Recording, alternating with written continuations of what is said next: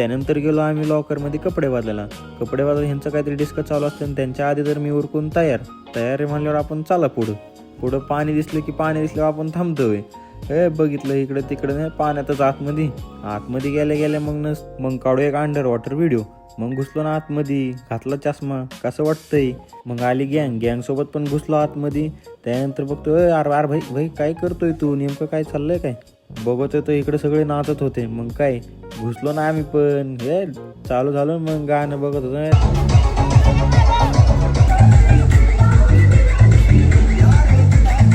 ते सगळं बाद झालं म्हणलं, आता केले कपडे चेंज, आवरलं मस्तपैकी. त्यानंतर झालं जेवणाचा टाईम, गेलो जेवायला.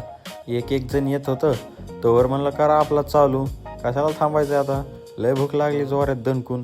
जाता मावशी काक्या आत्या सगळ्यांना टाटा बाय बाय केलं आणि निघालो आपल्या गाडीत. जे जाऊन झोपलो, डायरेक्ट CNG टाकतानाच उठलो ना.